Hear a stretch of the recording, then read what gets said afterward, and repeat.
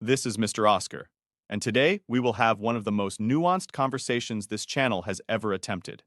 I want to be honest with you from the very first sentence. This is not a video about one generation being better than another. It is not a lecture from an older man pointing at younger people and listing their shortcomings.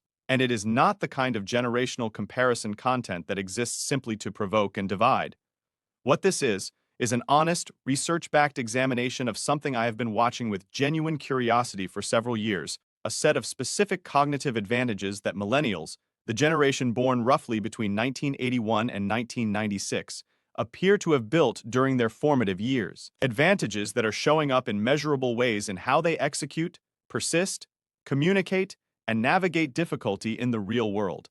And a careful look at why those advantages formed, not because of any innate superiority, but because of the specific psychological environment that generation was raised inside.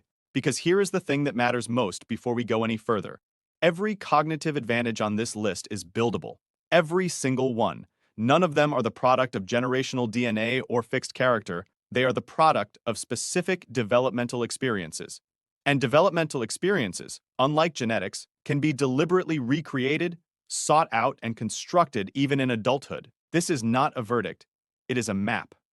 I want to tell you about a conversation I had about 18 months ago that planted the seed for this video. I was sitting with two people I work with closely.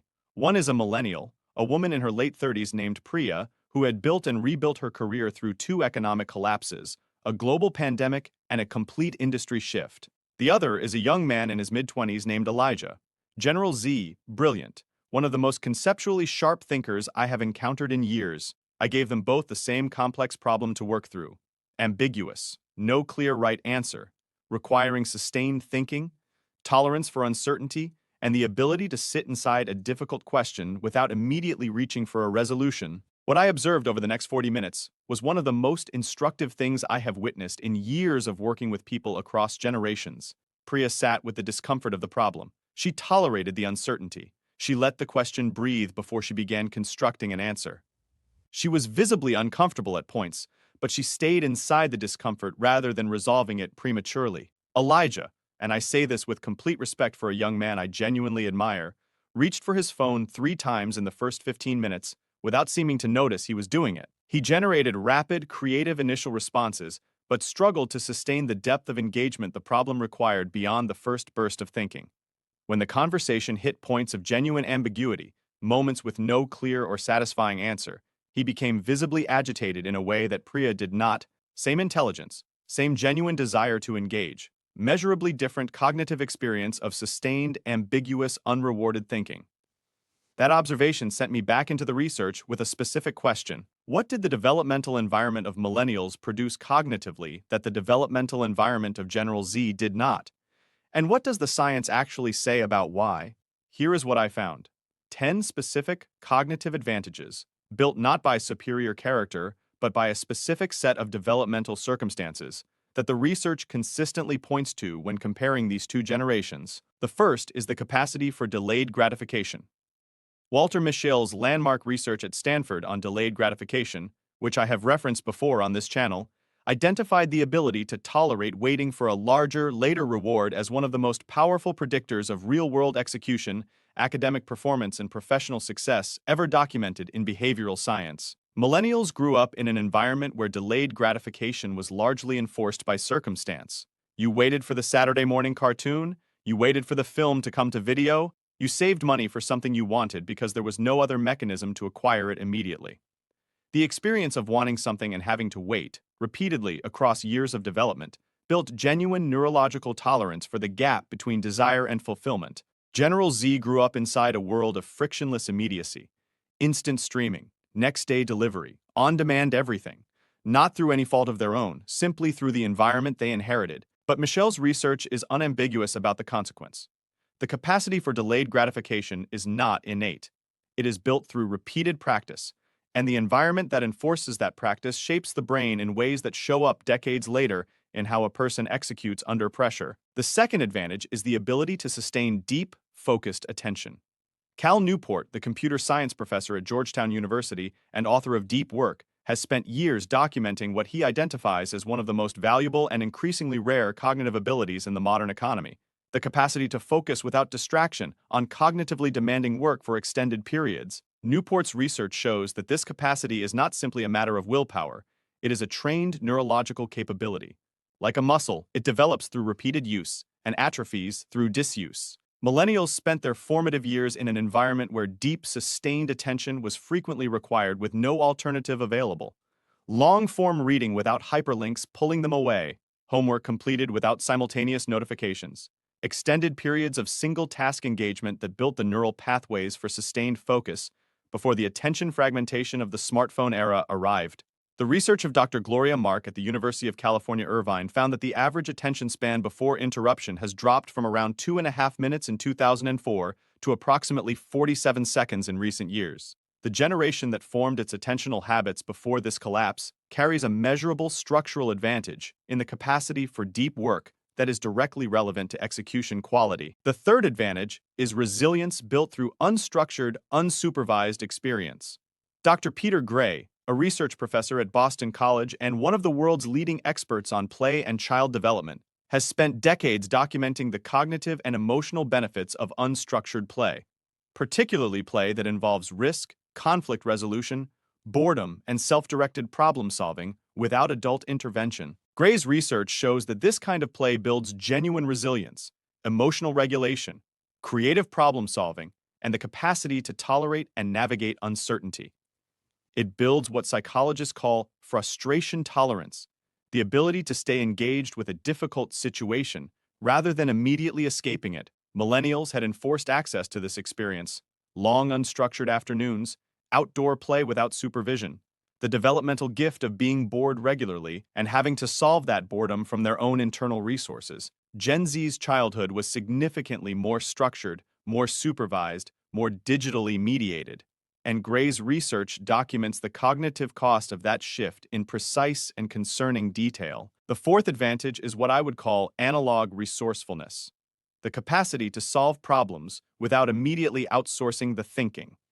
There is research from Dr. Betsy Sparrow at Columbia University, what she and her colleagues called the Google effect, documenting how the constant availability of external information retrieval changes the way the brain processes and stores knowledge. Sparrow found that when people know information is easily accessible externally, the brain is less likely to encode it internally.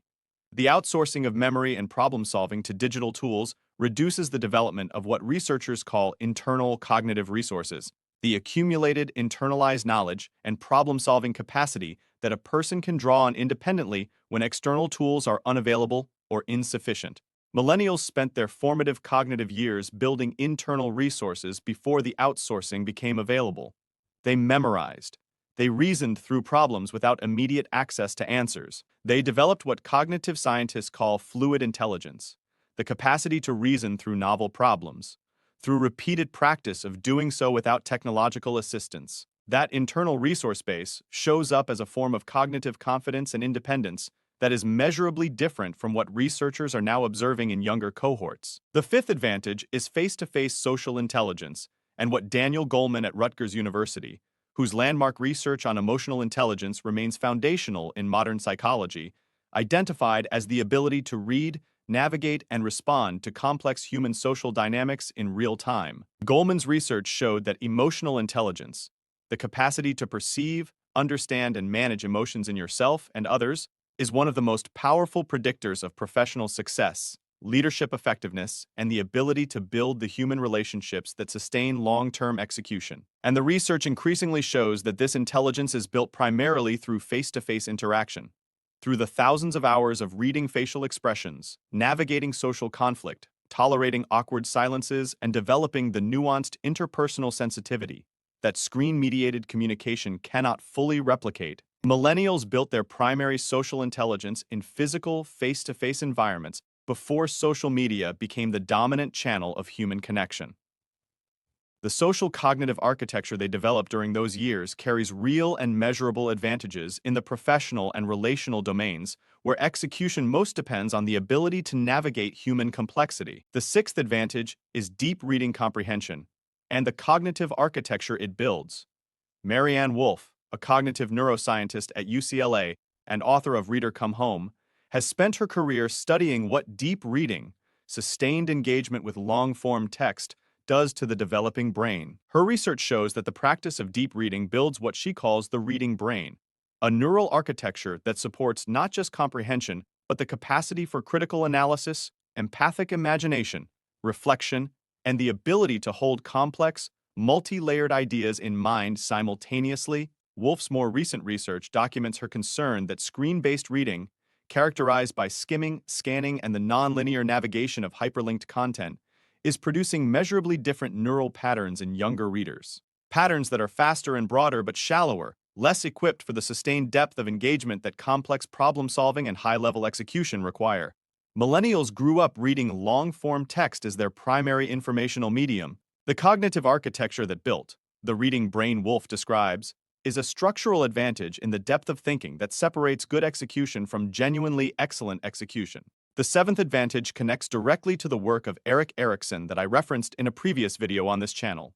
It is the advantage of identity formed through real-world experience rather than curated digital self-presentation. Erikson's model of identity formation requires genuine, unmediated experience of the self in the world. Failure that is not softened by a screen, success that is not measured in metrics and validation signals, the slow, private, often uncomfortable process of discovering who you are through what you actually do, not through how you present yourself to an audience. Millennials formed their core identities before the social media performance layer arrived.